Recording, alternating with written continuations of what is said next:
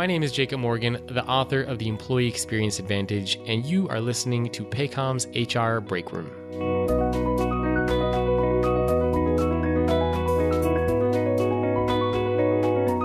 Hello, everyone, and welcome to HR Break Room, the podcast dedicated to having quick conversations on the hot topics in HR and HR technology, one cup of coffee at a time. I'm Caleb Masters. And sitting in for Chelsea Justice, I'm Braden Fair. As always, HR Break Room is the podcast helping you discover how far your workforce can go. Caleb, what's on tap for today's episode? Today, we'll kick off 2018 by talking with Lee Stringer, the best-selling author of the book, The Healthy Workplace, and we'll be talking with her about the hot wellness and ergonomics trends we can expect to see in 2018. Lee will talk with us about the rising investment in mental wellness programs and how they relate to the growing millennial workforce. And she'll also talk about the important role physical space plays in creating a healthy, productive work environment and how sustaining a great wellness program starts with changing your organization's culture.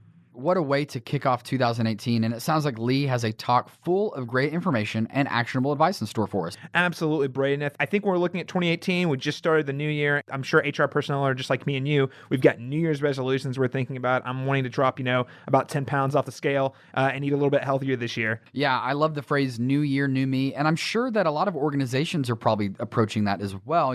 According to Workplace Wellness Trends, a 2017 survey results report, among employers that are offering and measuring their wellness efforts, more than half have found a decrease in absenteeism, 63% are experiencing financial sustainability and growth in their organization, and then 66% reported increased productivity, and then 67% said employees are more satisfied overall. I mean, it sounds like at this point, why not at least consider looking at new wellness initiatives or new wellness programs within your organization? And, this is not something that just benefits the organization. It also, like you said, leads to employee satisfaction, because I actually ran across a stat the other day from United Healthcare. It states that 70% of employees are interested in taking proactive steps to improve their health. I'm sure Lee has great examples on what that looks like. Yeah, absolutely, Brayden. I can't wait to talk with her more. Do you want to go ahead and take a step into the break room to find out what she has to say on the subject? Let's do it.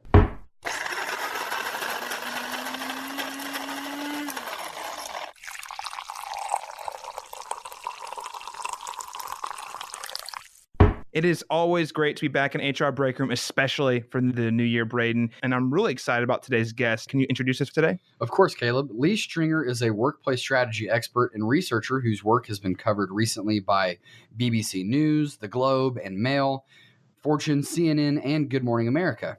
She works for EYP, an architecture and engineering firm, and services clients including Google, Under Armour, LG, Johnson & Johnson, Ernst & Young, and the architect of the U.S. Capitol. She is the author of 2 best-selling books, including The Healthy Workplace, How to Improve the Well-Being of Your Employees, and Boost Your Company's Bottom Line. Lee, welcome to HR Break Room. Oh, thanks so much for having me. All right. Well, Happy New Year, by the way. First show of the year. We're real happy to have you on. Happy New Year to everybody else. It's going to be a good year. As with the new year, it seems like New Year's resolutions and trying to take steps to get healthier always seems to be front and center of everyone's minds. And I think that rings true for a lot of organizations around the country. So I just wanted to kick our conversation off today by asking the question, what are some new wellness strategies that you saw last year in 2017 that are actually gaining even more traction as we head further into 2018? Well, the big one that's top of mind for me and a lot of my clients is mental health. Really taking care of mental health. It's something that, has kind of been undercover or not brought to the forefront for, a long time, if ever. And it really is emerging. It is so important. All this talk about mindfulness and meditation and yoga and talking about that in the same conversation we're talking about work would have seemed crazy just a couple of years ago, but it really is taking off. And there's so much evidence around the productivity that comes from the stillness of your mind and the quieting of your mind given stress and all the rest. So I think that one is for sure going to continue, if grow exponentially, as we learn more about the human mind and what we can do to calm it and keep it at its most productive best. Yeah, I think that's a great segue into my next question for you, Lee. And we're talking about this newfound emphasis on mental health. How is this perception and the emphasis on mental maybe an emotional wellness shifted as millennials have become the largest working group in today's workforce? It is. It's funny. One of my colleagues was mentioning a study. I need to get my hands on it, where she was shocked. We do a lot of work with higher education in my design firm, and so we're obviously paying attention to what students want and then what happens, when they, how to best prepare them for the workforce. And one of the big stats that came out was something like 70% of students come into college with anxiety issues. They come in stressed out to begin with. And then they leave even more stressed, I assume, because they've been working so hard at school. And a lot of colleges are really addressing that head on and looking at how to present mental health in a way that is doesn't have any stigma and is part of the suite of services that they offer students and faculty and staff and everybody else. And of course, those students are now, or those millennials are now fully in the workforce, the last of them really entering. And we're seeing this stigma of mental health going away, much more so than it had been, as I was just mentioning. But also the fact that they expect to see an addressing of mental health and physical health and emotional health and financial health. All these things need to be part of the package that we're offering them. So how do you think organizations can actually either start preparing or further mitigate the cost of lower performance due to those mental and emotional wellness issues? Well, there's certainly some things that companies can do at a very basic level, like providing mindfulness courses or stress reduction. There are a lot of, I'm an architect, so of course I go to physical. There are a lot of things you can actually do to the physical environment to make it more psychologically restorative. All kinds of evidence shows that it has a psychologically restorative factor using plants or water features. It doesn't have to be a lot of money, but this really does help, allowing people to get up and move around. You don't have to be sitting at your desk, crunched over like Cro-Magnon style, to be productive. In fact, if you do that all day, you're suffering from all kinds of musculoskeletal issues and other kinds of stressors that isn't good at all. We actually need to encourage people to get up and have walking meetings or, pop in their earbuds and take conference calls, walking or pacing or going outside. This should be a cultural shift as well as these surface things. So, as much as we can kind of attack with a few programs here and there, I think that's pretty incremental. The real sea change, I think that we need to expect our leaders in particular, but HR and all the folks who are influencing culture at the organization to really take on a culture of health and support and be supportive of people getting up and moving around, taking those vacations, turning off their email at a certain time of night, which, is just so stressful when we can't turn it off, all those sorts of things. It really comes from the top, bottom up, but top down. We have to really show that, yes, we can be absolutely productive and support mental health, but do so in a way that's leading by example. What do you think is the benefit of investing in these programs? How is that going to impact the bottom line of the organizations out there? So when you say programs, there's a lot of different silos, I think, in organizations in the way that they address mental health. Often there are people who are responsible for the health and wellness program, which often is outsourced, frankly, to a wellness organization that is helping you reduce smoking cessation, or everybody get a Fitbit and let's develop some metrics. That is a really interesting group. In fact, often HR is responsible for that, but also there is this emerging group of chief wellness officers, which are people who literally specialize in exclusively the fitness kind of component of it and really understanding human factors and behavior. And then there's the people in the facilities group who are starting to look at new trends and new tools that they have at their disposal, like the WELL standard or FitWell, which is a new standard for built environment developed by the Centers for Disease Control. And these are ways of encouraging better health outcomes based on the physical environment. And then there's another group, which is, frankly, I think one of the most powerful groups in the organization, which is really the leadership group, which is looking at engagement. How am I get my teams to perform higher and better, and training and education, that kind of thing. There is a health component to that because it really is about how people feel about their job and how excited they are to come into work every day. And I feel like in organizations, those don't always talk, and there's not always a clear connection between them, which is unfortunate. But I think that's evolving and changing, one of those 2008 trends. But to answer your question around the bottom line, I think that The bottom line is proven time and time again with any of those silos. You do anything and it pushes the football forward. You invest in buildings and make them, more well and more supportive with amenities and better air quality. And that improves productivity. It also improves the value of the property. We're seeing companies that are builders and developers who are building these super fancy, healthy buildings see that their buildings are getting rented out way faster than buildings that are not. That's the commercial and housing and all kinds of stuff. It's really exciting.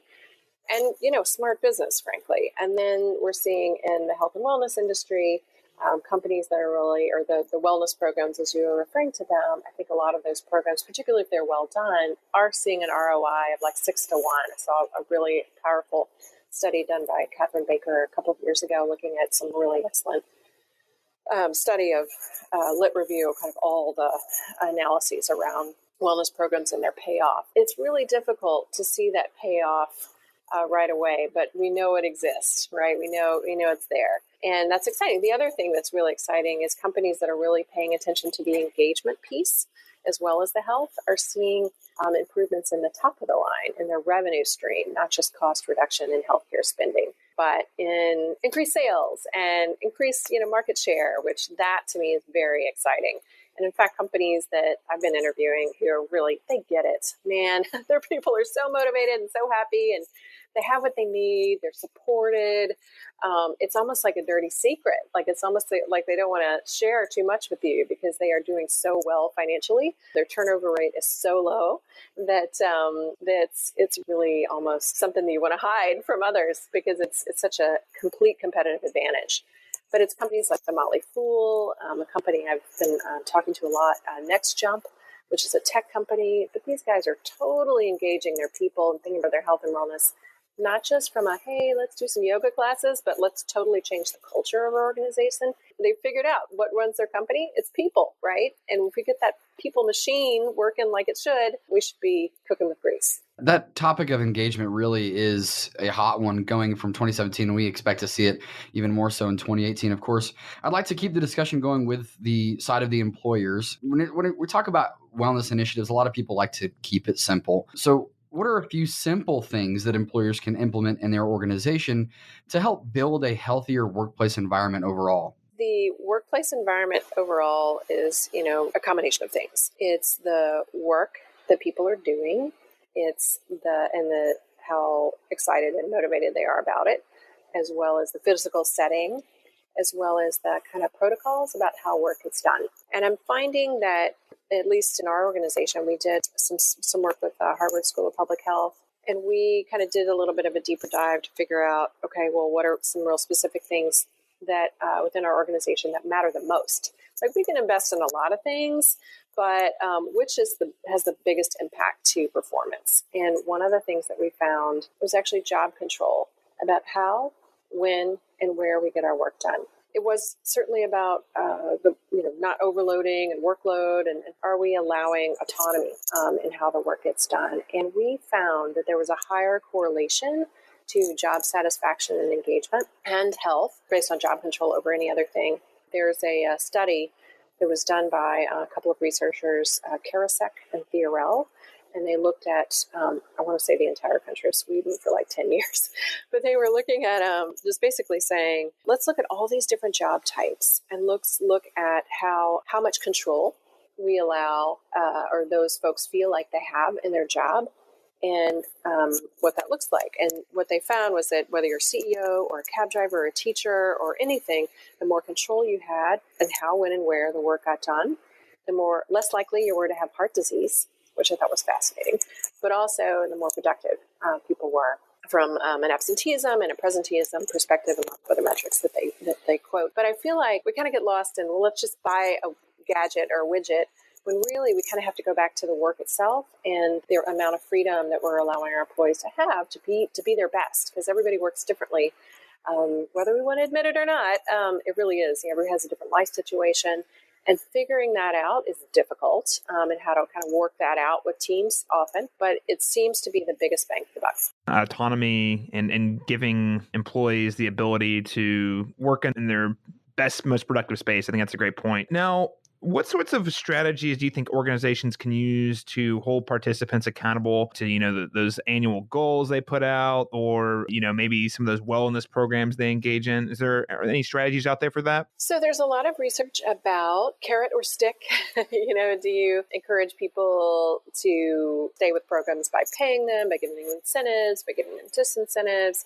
I found that a lot of organizations that really seem to get it and see the best results actually separated a lot of their healthcare discussion that really falls under HR and really put health and wellness in a total different bucket, that you're not actually drawing a connection between, hey, are you reducing your smoking? That's one thing, but it doesn't impact whether you get healthcare or not. It just seems very coercive and not the best way to go about it. But, I'd like to turn your question on its head.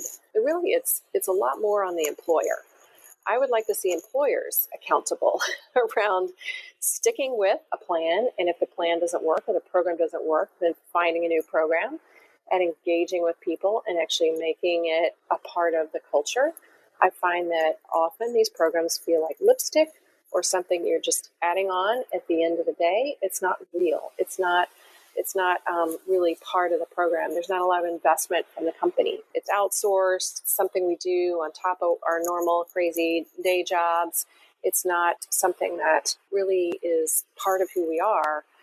Until we get that culture piece of it, until we really buy in and leaders are saying, you know what, I'm going to change the way I work and I want my team to as well. Until we get there, I think these programs are not going to be really treated by employees. It won't be seen as mission critical. Let's just say that. And it does make a difference. I mean, you see the companies that are really leading are taking that on from the leadership perspective. And it's something, we can't put all the burden on HR. I really don't think that's fair at all. I think it's, HR though can certainly suggest and share their fellow leaders what's out there and what other companies are doing and how to really raise the bar culturally within the organization, what that could look like. I think that would be really better than focusing a lot of attention on, okay, what does our healthcare plan provide? And let's do a little extra tag on that pays homage to health and wellness. It doesn't really work so well. It needs to be embedded. I think that's a really great point. I really like the idea you're pitching there, that having great wellness programs is not just an initiative that you implement for 1 year or 6 months. It's really about changing the culture and creating an environment that is going to benefit the employee long term. Now, let's go ahead and leave the realm of wellness initiatives and let's take a look at another hot topic moving into 2018, which is ergonomics. Now, ergonomics, there's a lot of ambiguity about the definition and what that looks like in the workplace in 2018. So if you could maybe define ergonomics for us and what that's looking like this year. Well, I'm with you. I feel like it is lots of different definitions. It's an applied science and concerned with designing and arranging things people use so that people and things interact efficiently and safely. There's another term that is used somewhat interchangeably with ergonomics, which is human factors. And that is just being aware of how people think and how we work physically and providing furniture, a website design, a control panel in a room, all those things, just being aware of how we absorb data and or how we physically organize ourselves. So it does have a lot of overlap with health and well-being. However, I think well-being starts to incorporate a lot more of the emotional aspects of being well, as well as financial health and other things like that. But it's certainly a hot topic. Okay, so what are the trending topics surrounding workplace ergonomics? I have a standing desk. I know several people that do. Are those going to continue? We're going to see those kind of trends continue, or maybe there's some new ones? Well, I sure hope the trend continues because the standing is so important. Not doing it all the time, but doing it on a regular basis. Our bodies were meant to stand on more often than they have in our current, or they typically do in our typical jobs today. So some of the new stuff, one is this idea about lighting. So if we look at the last 250 years is really when the Industrial Revolution came to a head and we started moving indoors in terms of our work. We moved from the farm into factories, and then in the last 100 years or so into office buildings. They are remarkably dark compared to outside when you look at lumen levels and all the various aspects of light. And because of that, we're actually suffering a great deal in terms of sleep. The rays of the sun, particularly in the morning light, is different from the evening light, which sets our sleep cycles. So one of the things that we're exploring a lot in the workplace ergonomically is circadian lighting, is what it's called. But it looks at changing during the day, which is natural with the sun. It's a lot brighter than traditional indoor light. Sometimes, actually, as we've been installing it in some workplaces, people are like, whoa, it's too bright, but you get used to it. And in fact, your sleep is better.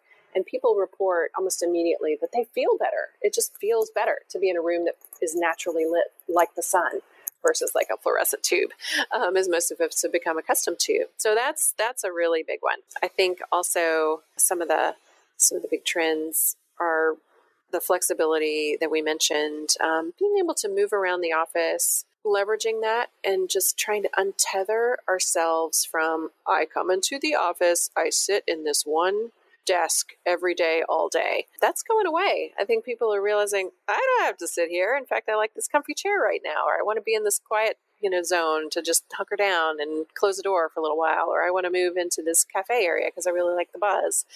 We're really creating work environments that are much more like the home, really start to mimic what we love best about working at home, which is we have flexibility and it feels warmer and bringing the outside in.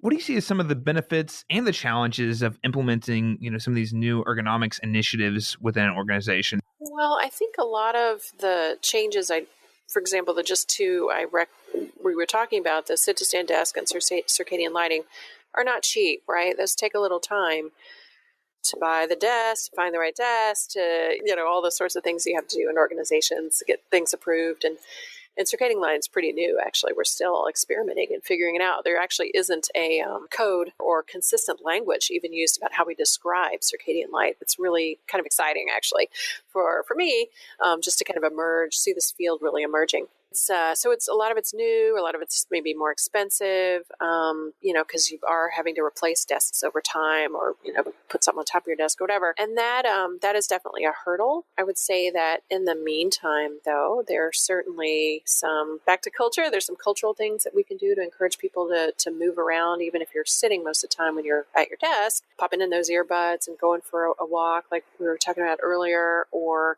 encouraging people to have walking meetings or get outside for a little bit. Not today. It's 14 degrees here in DC, so maybe not so much. Ouch.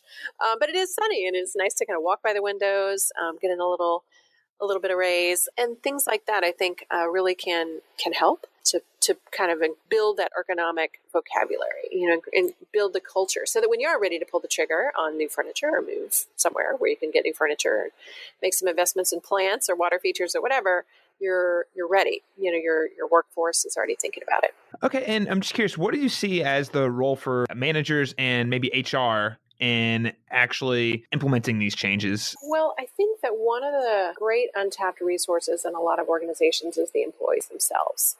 So I'm just thinking about our office here in DC. We have a very senior gal who recently got her yoga license and is very interested in meditation and mindfulness. And she just, talked around to the leaders and said, hey, would it be okay if I use one of the conference rooms as a yoga studio on Wednesday, late in the day, 5 o'clock kind of deal? And I said, sure, go for it. Here's some bison bricks, and why don't you get a few mats and things like that. And so every Wednesday we have a yoga class, free, super easy, not a ton of time. This gal who's really into it is, of course, very engaged and very excited to be sharing her personal passion with everyone. And that's something that HR, I think, could definitely foster, because at least in our organization, HR folks know everything. They know who's interested in what and what a lot of the side passions of their folks are. So if somebody's interested in biking or leading a running team or a walk group, to really enable them, get the approvals, and kind of break through some of the, same with managers, break through some of the potential cultural backlash and encourage them to do this, and encourage your employees to as well. There's a great story of a guy, this is with a pharmaceutical company, who was like really into the health and wellness thing as a manager. And he's like, you know what? We never use this conference room over here. I'm going to turn it into a spin room. And somehow he got approval to get some spin bikes, and he started leading a spin class. Now, he's never actually taken spin before, so he was learning how to do spin at the same time he's teaching it. And he's like, we've never been so collaborative, so excited to be together, so motivated. I can see our energy levels jumping up right after we'll get all these great business ideas. He's like, it's totally worth it. Part of it is just bite the bullet and do a few things. Don't bite the elephant off. Take a path of engaging people's personal passions and supporting that. And I've seen that same example so many times in organizations really, really work. There's a lot of stuff that we've covered today, and we're about to wrap up, Lee. But before we go, is there anything else that you would like to add about wellness programs in general, or maybe ergonomics before we wrap up today? Well, only just to say that my own personal, I feel like, again, back to where we started, mental health is 2 to 3 times more impactful to our bottom line than physical health. That is really the biggest impact to productivity and a wonderful focus for 2018. Your employees will love you. Lee, thank you so much for joining us on HR Break Room today. My pleasure. Thanks for having me.